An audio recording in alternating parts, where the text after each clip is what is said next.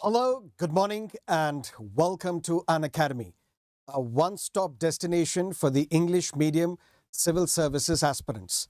This is my seventh back-to-back analysis of the Hindu newspaper, and if you have enjoyed these sessions, if these sessions have been of some help to you, please do let me know in the comment section, and do not forget to press the like button and subscribe to our channel if you haven't yet. Let's get started with the analysis of today's The Hindu newspaper. These are the topics that we shall be discussing today, beginning with one big news: a mega Ram temple at Ayodhya. Raw materials are used for the construction of a building. When does this building turn into sacred? When puja is performed? When hymns are chanted? This is what we call consecration. A Ram temple at Ayodhya has now been consecrated.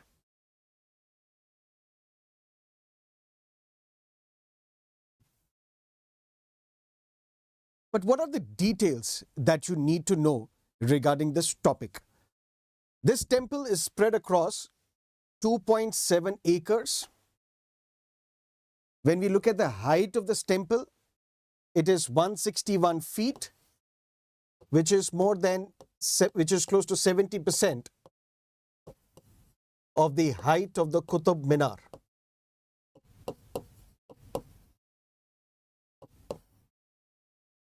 High quality, very high quality granite, sandstone, and marble has been used. So if you thought that only sandstone was used here, you're mistaken. High quality granite, sandstone, and marble has been used, and I'll tell you where. No iron and steel has been used for the construction of the Ram temple. Why? Because the idea is that this temple should last for centuries. It should be earthquake resistant as well. If you look at the lifespan of iron, it is 80 years or 90 years or 100 years. Depending upon the quality of the steel that is used in the buildings, even the lifespan of steel is 80 to 100 to 150 years. But if you want the Ram temple to survive for centuries, that is why no iron or steel has been used for the construction of the Ram temple. Similarly, if, for example, stones are used, normally a stone and another stone is linked to each other by the use of cement, by the use of lime mortar. In this case, cement has not been used. Lime mortar has not been used. Instead, through lock and key mechanism, the stones are binded to each other, and that will lead to an increase in the longevity of this temple. But when we look at the surface beneath this temple, this surface used to be sandy and as such unstable. Why sandy? Because it is argued that at one point in time, Sarayu River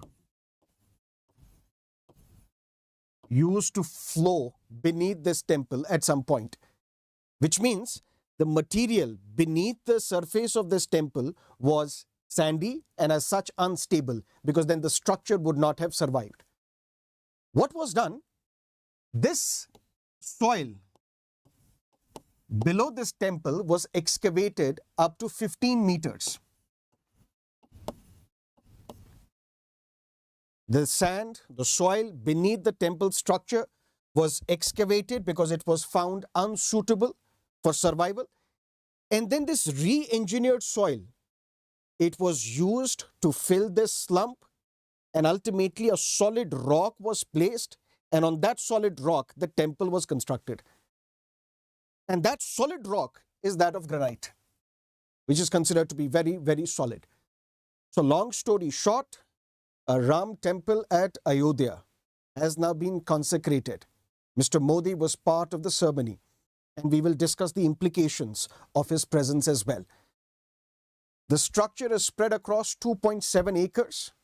The height of this temple is 161 meters, which is roughly 70% of the height of the Qutb Minar. Top quality granite, sandstone and marble has been used.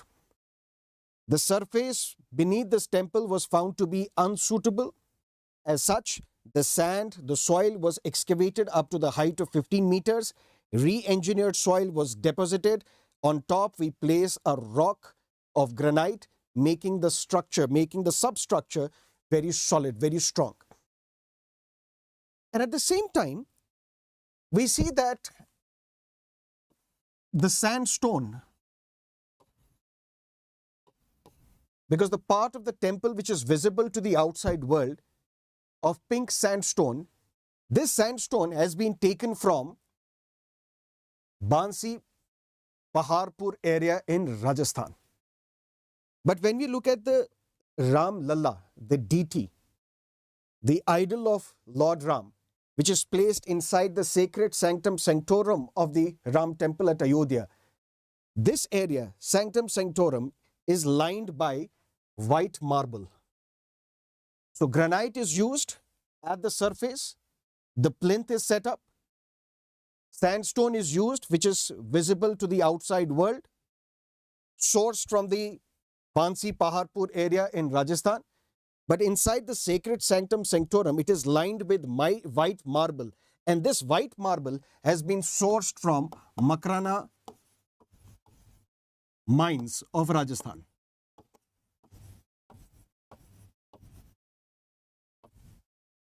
Linking it with the Taj Mahal. Taj Mahal is also created using white marble. And this white marble was also sourced from the Makrana mines.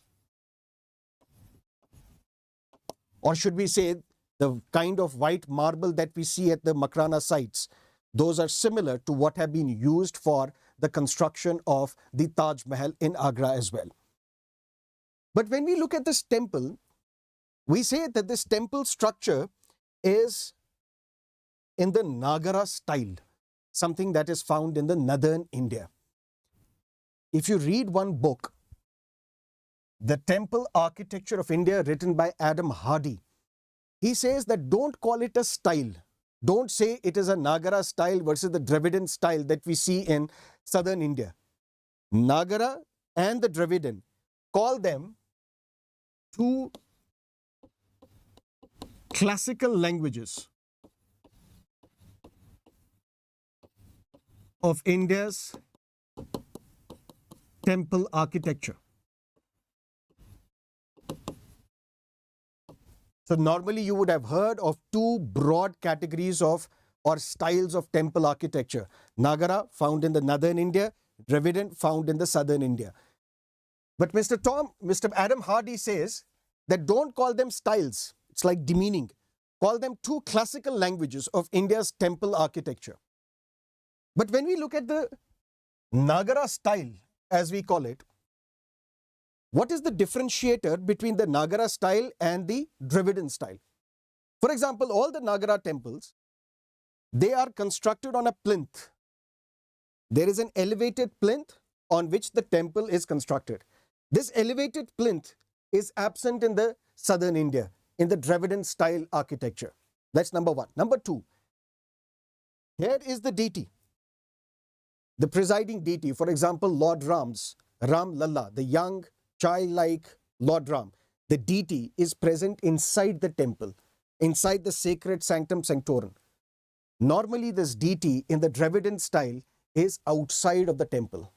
Inside of the temple in the Nagara style, outside of the temple in the Dravidian style.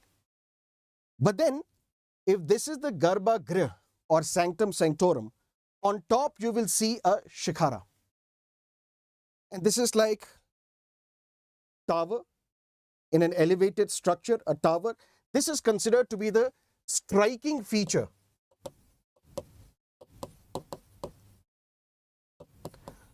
of the Nagara style architecture.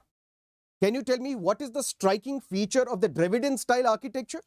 The striking feature is Gopuras, which is like the entrance to the Dravidian style temple architecture. And in Dravidian style, we see Vimanas. These are pyramidical structures. In pyramidical style, we see a tower, and normally there is one tower in the Dravidian style architecture of temples. That is the differentiator between the Nagara style and the Dravidian style. And this temple, dedicated to Lord Ram at Ayodhya, is constructed using the Nagara style architecture. Clear? But then, Mr. Modi, adorned with red and white vermilion on top of his forehead, and now he bows down before the idol of Lord Ram. In a similar fashion in 2014, just after winning the 2014 Lok Sabha elections, he bowed down before the parliament as well, at the entrance of the parliament as well. And there are experts who say that what happened yesterday marks an end of the Nehruvian consensus on secularism. What is that Nehruvian consensus on secularism? 1947, the country was partitioned, unfortunately on the grounds of religion. Muhammad Ali Jinnah's two-nation theory, that Hindus and Muslims are two separate communities with different ideologies, different aspirations, and they cannot be welded into one nation. And that is how he asked for a separate state for Muslims known as Pakistan. And Pakistan was created.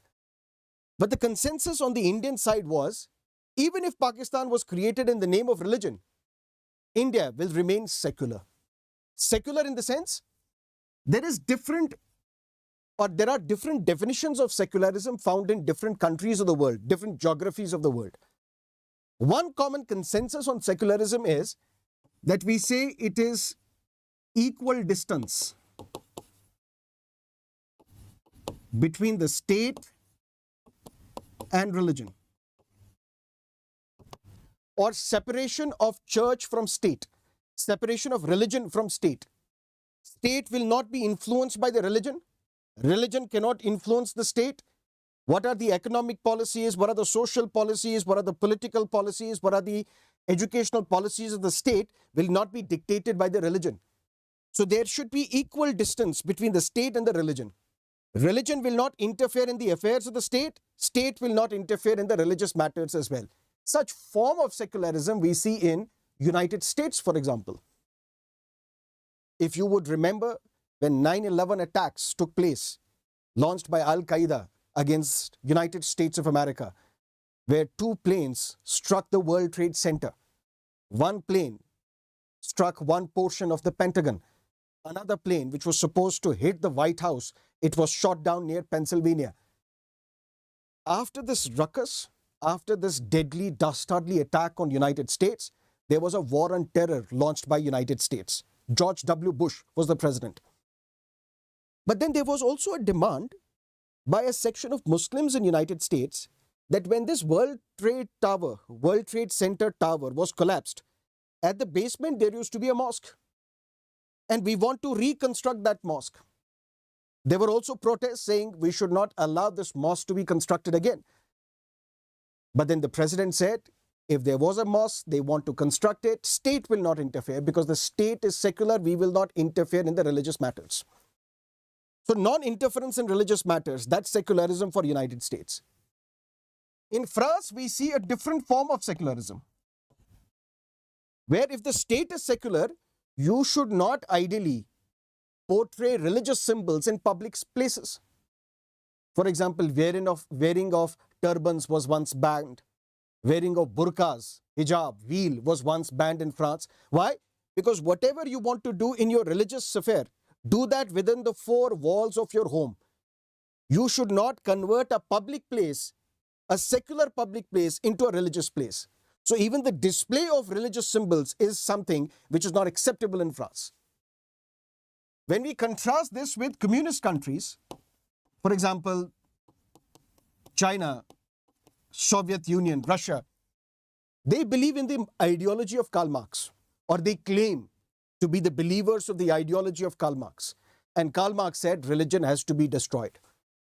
What Karl Marx said in Communist Manifesto, all the workers of the world unite, and we have to overthrow this exploitative capitalist state or capitalist system.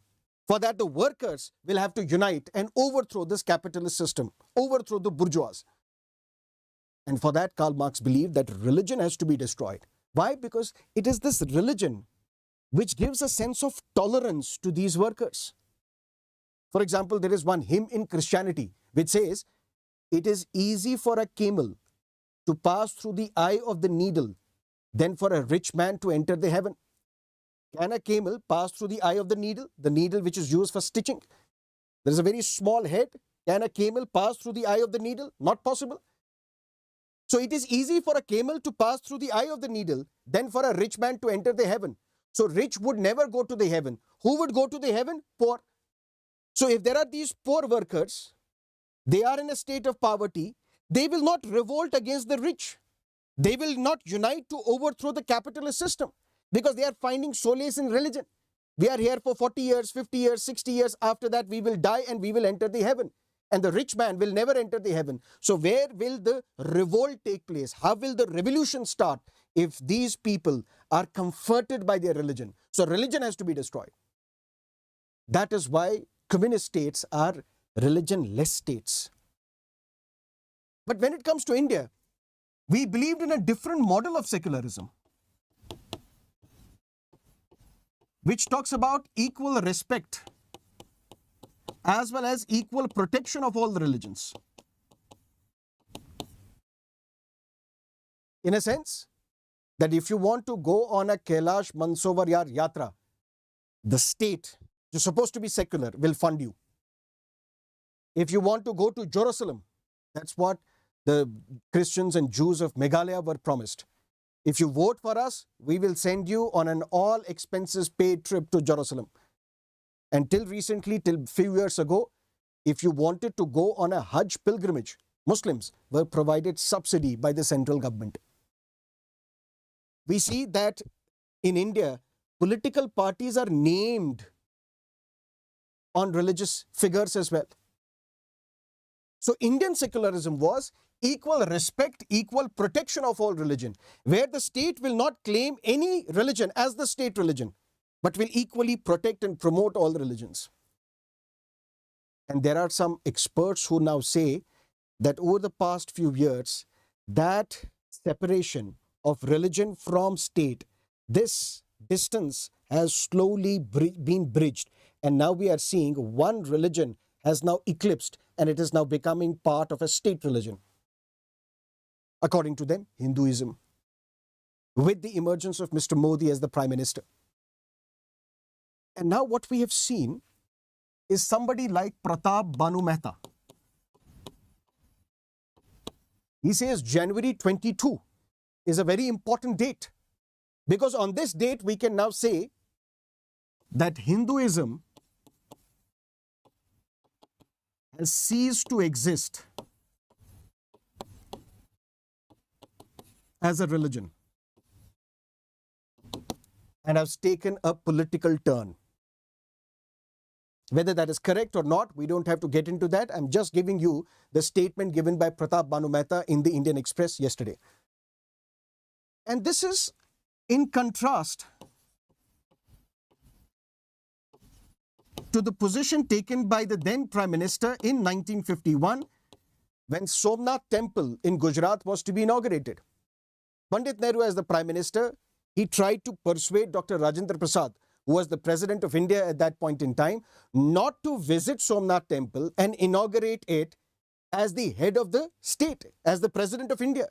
You can go there as in an individual capacity, but not as the President of India, not as the head of the state, because the state is secular. And the state should not be seen as promoting one particular religion. Instead, Pandit Nehru said, dams are the temples of modern India.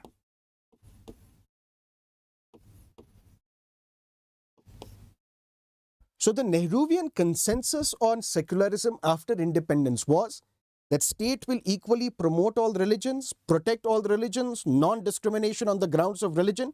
State will not proclaim any religion as the state religion.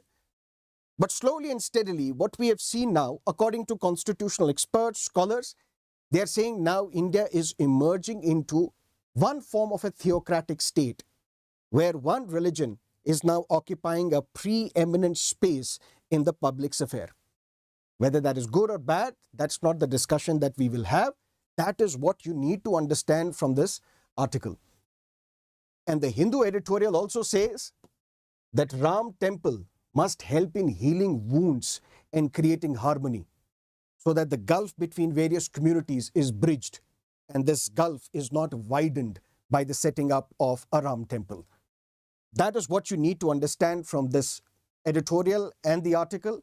The architecture of Ram temple, the Nagara style versus the Dravidian style, and the Prime Minister presiding over the consecration of Ram temple at Ayodhya, whether that has demeaned secularism or the Nehruvian consensus on secularism or not, that is the question that becomes important for your mains, for your essay, also the personality test. Clear?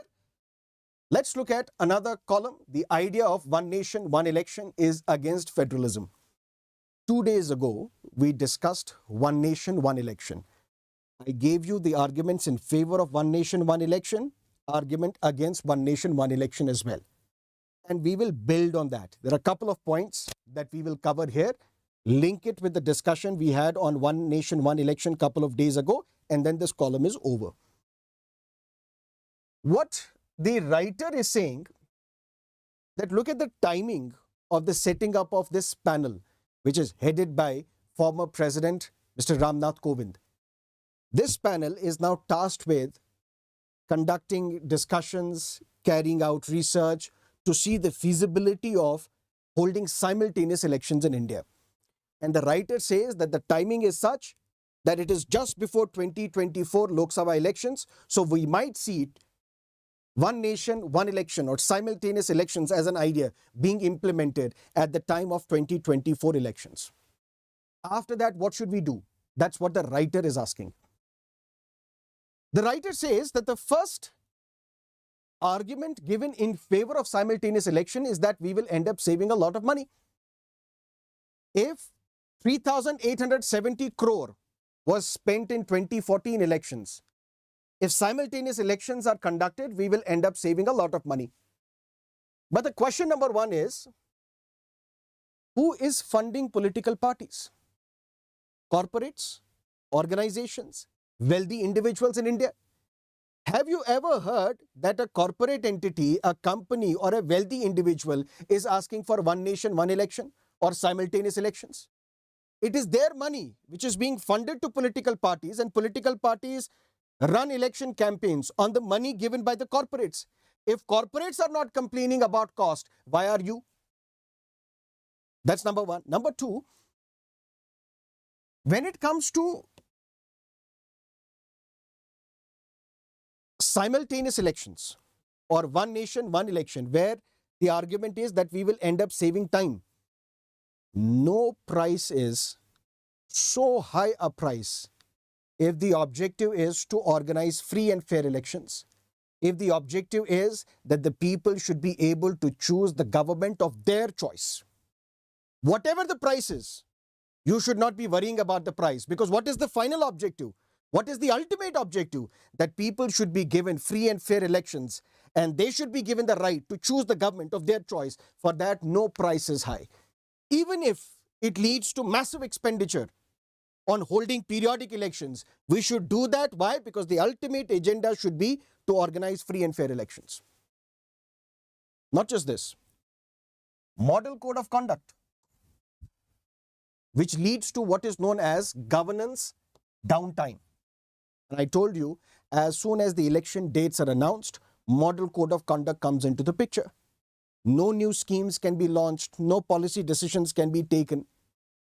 Basically, it is called governance downtime. And to lessen this governance downtime, we need to organize simultaneous elections. The author is saying it is sort of funny for the Government of India and the Election Commission of India to talk about governance downtime when for the past 5 years they have been unable to organize elections in Jammu and Kashmir. So for Jammu and Kashmir, where the union territory is without an elected government for the last 5 years, there you are not talking about governance downtime, but you're talking about governance downtime as one argument for holding simultaneous elections. This sounds funny, according to the writer. Something else. The term of Lok Sabha is 5 years. The term of Legislative Assembly is 5 years. Normally, that's the tenure of the legislatures in India. Recently, elections were conducted in Telangana, in Chhattisgarh, in Madhya Pradesh, in Rajasthan. Their term is for 5 years. If we will hold simultaneous elections in 2024, that means these state governments, their term has to be ended, which normally would have lasted for 5 years. Now, within 1 year, these legislative assemblies need to be dissolved. The writer says any action which impinges upon the independent constitutional existence of a state by altering the duration of its legislative assembly, it goes against the spirit of federalism. But the final point that the writer is making is, how can this one nation, one election be stopped? Can the courts enter into this area, stop one nation, one election? Because ultimately it is a policy decision. Because we have seen Supreme Court is not deciding on political matters, saying you should not come to us for political matters. Justice Sanjay Kaul, who retired recently, he said, we agree that there are petitions coming to us which are political in nature, but if there is lack of opposition to the BJP government at the center, don't make Supreme Court as the opposition to the government. We are here to rule on constitutional matters. We cannot be playing the role which ideally opposition should be playing. So how should court deal with such political matters? For that, the writer is talking about UK and comparing it with India. In United Kingdom, in England, Parliament is sovereign. That's what one constitutional expert, D. Lolme, said. British Parliament can do anything except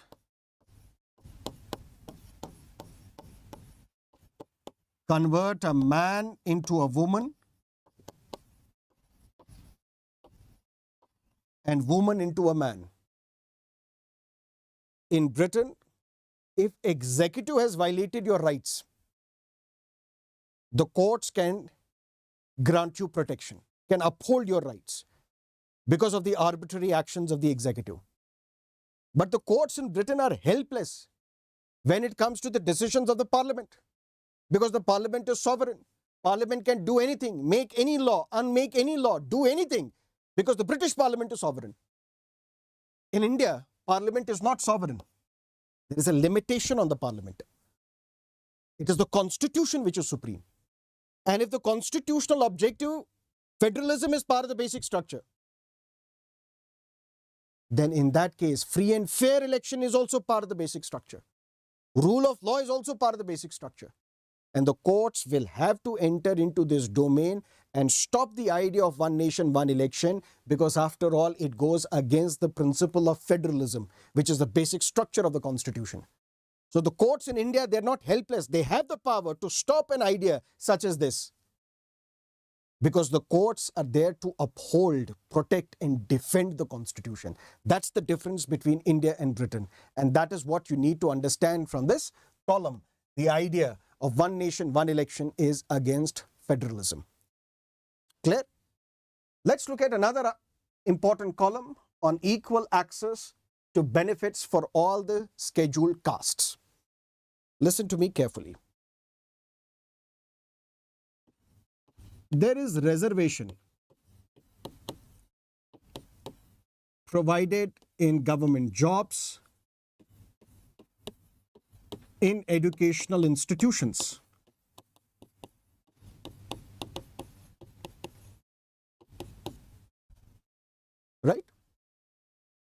Initially, SCs and STs were provided reservation. Later on, OBCs, other backward classes were provided reservation. And now, 2019 onwards, reservation is also provided to economically weaker sections of the society. Clear? But this reservation, is right to reservation a fundamental right? No. Right to reservation is not a fundamental right. Supreme Court has reiterated number of times in Indra Sani case, in Jarnail Singh case, as well as in the Janhit Abhiyan case, EWS case, that right to reservation is not a fundamental right. Reservation can be provided only at the expense, at the discretion of the state. If the state wants to give reservation, it can. You cannot force state to provide reservation, to provide for reservation jobs and educational institutions. So right to reservation is not a fundamental right, but reservation is provided to SCs, STs, OBCs and economically weaker sections of the society. But when we look at OBCs, for example, in 1953, a commission was set up. Mr. Nehru was the Prime Minister. Kalelkar Commission. It was set up in 1953. Report was submitted in 1955. Apart from SCs and STs, are there other backward classes as well? That means backward classes other than SCs and STs. And what can we do about them? The commission said the low position, social position in the traditional hierarchy of the Hindu society, that would be consideration number one if we have to talk about other backward classes. Lack of general educational advancements amongst this community, we can call them other backward classes. Inadequate or no representation in the government service. When we look at government jobs, majority of these government jobs are dominated by either the upper castes or SCs and STs, remaining who are at the low social position in the hierarchical Hindu system. If they have low or less or no representation, we can call them other backward classes. And those classes which are not adequately represented in trade, commerce and industry, we can call them other backward classes. And we should also be providing a reservation to them. For example, 25 to 40% reservation at different level of government jobs should be provided. 70% reservation in technical and professional institutions should be provided. But this report, which was submitted in 1955, was not acted upon. No action could be taken. Then came 1978, when Janata Party came to power, Morarji Desai became the Prime Minister, another commission was set up, headed by a politician from Bihar, BP Mandal. BP Mandal Commission was asked, can you identify, apart from SCs and STs, are there other backward classes as well? And what should we do to uplift them? Mandal Commission said 52% of the population, apart from SCs and STs, they're also backward. And we need to provide 27% reservation to them. That's how the idea of OBCs came into existence. Even this report was not acted upon. Then came Srimati Indira Gandhi, then came Rajiv Gandhi, no action was taken. And then in 1989, VP Singh became the Prime Minister. And VP Singh, as the Prime Minister, implemented Mandal Commission report and 27% jobs were reserved for OBCs. But OBC is not a homogeneous group. We have an OBC list at the central level. We have OBC list at the state level as well. There are different castes which are mentioned in the OBCs. Some are with lands, for example, Yadavs. Some are without land. Some are doing some other occupations. That means based on their population, based on their level of standing in the society, different groups are mentioned in the OBC list. And this is where we call it horizontal reservation.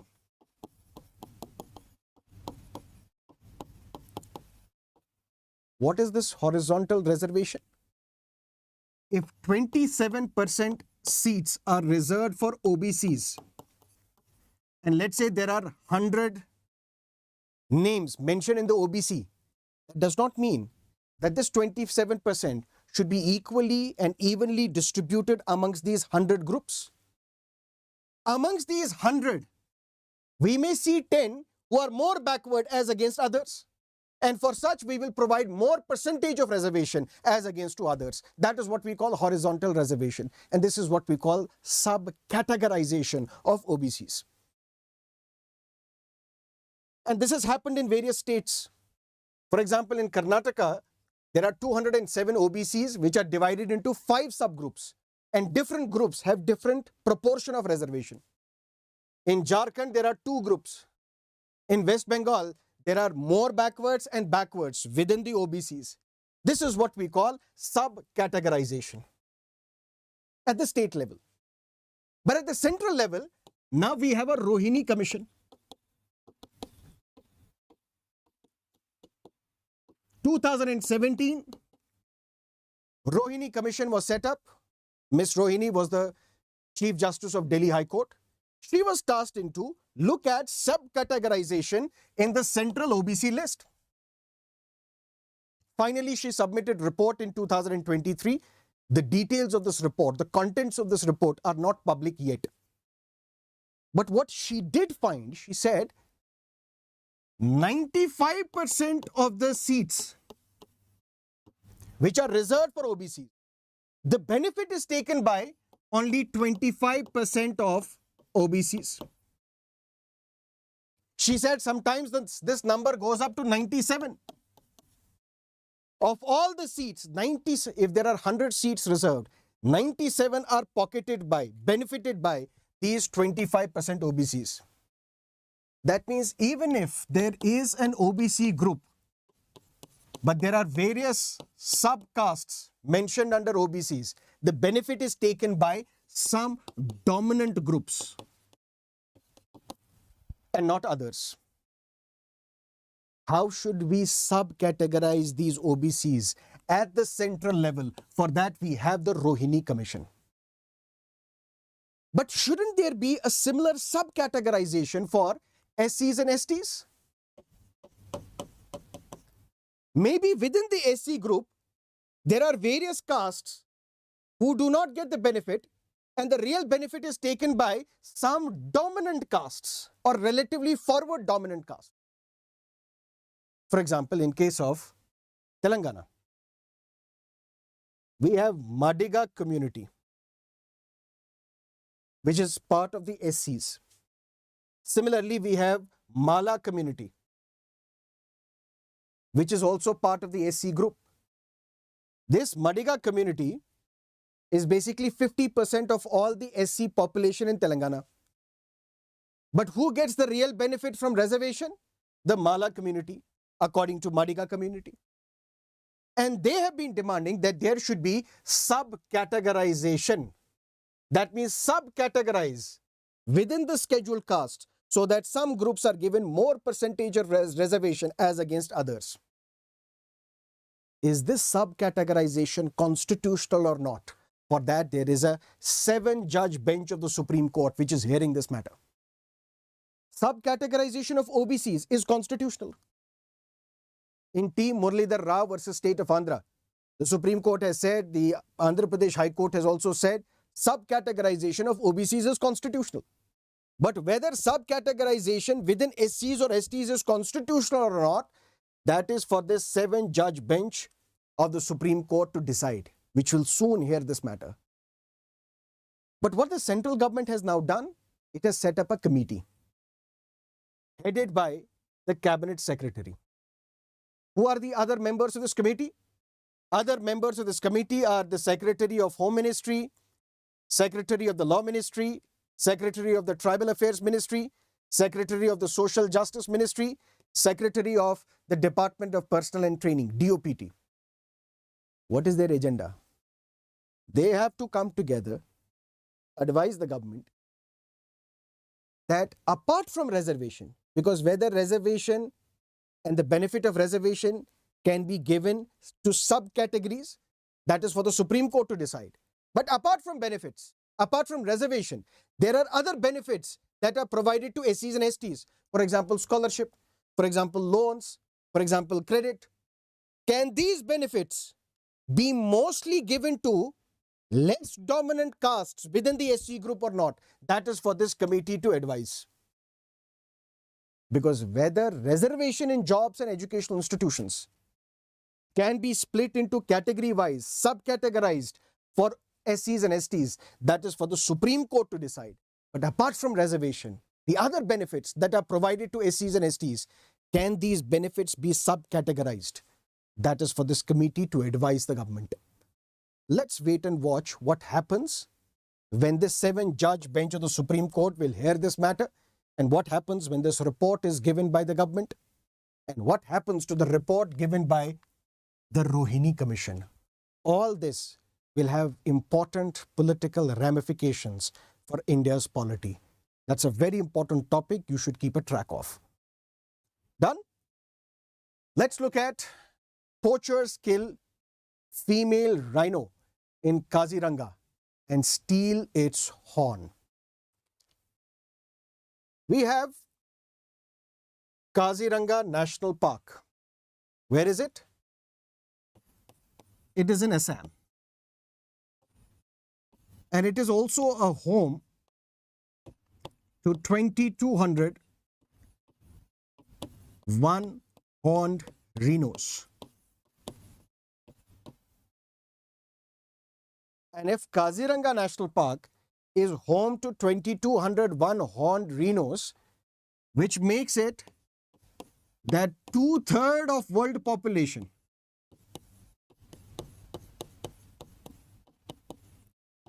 of one-horned rhino is in Kaziranga. Where are these one-horned rhinos found? India and Nepal. What is the IUCN status of one-horned rhino? Vulnerable. In India, where are these one-horned rhinos found? Kaziranga National Park, which is in Assam, where we see 2,200 one-horned rhinos. This Kaziranga National Park was founded in 1908 by Mary Curzon. Mary Curzon was the wife of Lord Curzon. Lord Curzon, who was famous or notorious for the partition of Bengal in 1905. It is argued that Mary Curzon wanted to cite one-horned rhino. She couldn't find any, ultimately persuaded her husband, Lord Curzon, that steps should be taken to preserve this animal, and that is ultimately how Kaziranga National Park was founded in 1908. And it is this Kaziranga National Park which was given the status of World Heritage Site by UNESCO. Can you tell me the year on which it was given a World Heritage Site status by UNESCO? The year was 1985. How should you memorize this year, 1985? Because 1985, Kaziranga National Park was given World Heritage Site status by UNESCO. Where is Kaziranga National Park? Assam. What happened in 1985 in Assam? Assam Accord was signed. So the same year Assam Accord was signed, the same year this Kaziranga National Park was given the status of a World Heritage Site. What is this Assam Accord? 1979. A massive movement was launched by All Assam Students Union, ASU, and some students' organizations and others against illegal migration into Assam. The concern was that illegal migration of people is happening in Assam, which changes the demography, which changes the social composition of Assam. And we need Assam to be ridden of this illegal migration. This massive movement, which was launched in 1979, ultimately ended in 1985 with the signing of the Assam Accord between the government of India, the government of Assam, and the representatives of these protesters, the All Assam Students Union. What was the outcome of this accord? All those who have entered between 1st Jan 1966 to 25th March 1971, they will lose political rights for 10 years. According to Assam Accord, whoever entered Assam before 1st Jan 1966, we have no problems with them. They are the Indian citizens. They are the residents of Assam. But those who entered Assam between 1st Jan 1966 and 25th March 1971, they will lose political rights for 10 years. That means for 10 years, they should not contest elections. They should not vote in the election. Once this 10-year period is over, then they should register for Indian citizenship. But whoever entered Assam after 25th March 1971, those are to be identified, arrested and deported. And how do we identify them? For that, there should be an exercise called NRC, National Register of Citizens. And that is how NRC was carried out only in the state of Assam to identify who entered Assam after 25th March 1971. So in 1985, when Assam Accord was signed, in the same year, Kaziranga National Park was given the status of a World Heritage Site by UNESCO. But in Kaziranga National Park, not only are the one-horned rhinos found, this Kaziranga National Park is also a breeding ground for elephants, is also a breeding ground for swamp deer, is also a breeding ground for wild water buffalo. And over a period of time, the population of tiger has also increased in Kaziranga. And that is how in 2006, a tiger reserve was also established at Kaziranga. Another important detail relevant for your prelims. But is Kaziranga the only place where one-horned rhinos are found? No. There is another national park known as Orang National Park, which initially was a sanctuary, later on was converted into a national park. Here also you will find one-horned rhinos. And that is what becomes important for your examination. Let's look at another important article for your prelims. Pradhan Mantri Suryodaya Yojana, announced by Prime Minister Modi yesterday on his Twitter account, which basically means full details about the scheme are not known. The timeline for the implementation of the scheme are not known, but you have to keep a track of the scheme, can be very important for your prelims. And what is the scheme? Pradhan Mantri Suryodaya Yojana. 1 million or 1 crore households in India are to be provided solar rooftops. If 1 crore households in India are to be provided solar rooftops, which basically means it will reduce electricity bill. Not just reduce the electricity bill, it will also make India self-reliant in electricity. But what are the details about the scheme? What is the timeline for the implementation of the scheme? No such details are available yet, but keep a track of this newspaper article of this particular scheme, can be important for the upcoming prelims examination. Let's look at 2 questions for your practice mains examination. Question number 1, reservation is not a poverty alleviation scheme. It is meant to set right the injustice meted out to the oppressed. Comment. For example, when EWS reservation was implemented, where 10% jobs and 10% seats in educational institutions were to be reserved for those who are from economically weaker sections of the society, the criticism was that reservation is not a poverty alleviation program. Reservation is to set the wrongs right which were perpetuated in the history.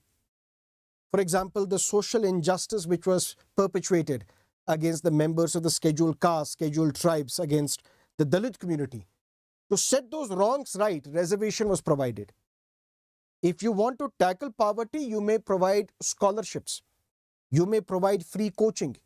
You may provide something else, some other benefits, but not reservation, because reservation is not a poverty alleviation program. It is meant to set right the injustice meted to the oppressed, or the historic injustices meted out to the oppressed. Comment. Second, the line between the religion and the state is breaking down entirely. At the initiative of the state, which is dictating how religion and religious ceremonies are to be conducted. In light of the statement, comment on the future of secularism in India.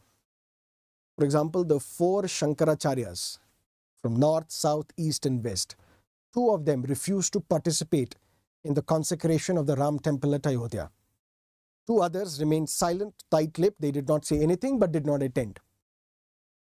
Why? Because their criticism was that the temple is not yet complete, so we should not consecrate an incomplete temple. But there are also others who say that Prime Minister should not have been participating in these rituals. If it was a religious ceremony, it should have been presided over by the religious leaders, not by the political leaders. If a religious ceremony is presided over by a political leader who at the same time is the head of the government, it blurs the line between the state and the religion, and it violates secularism, which is part of the basic structure of the Constitution. That is it from our newspaper analysis today. Thank you so much for staying with me.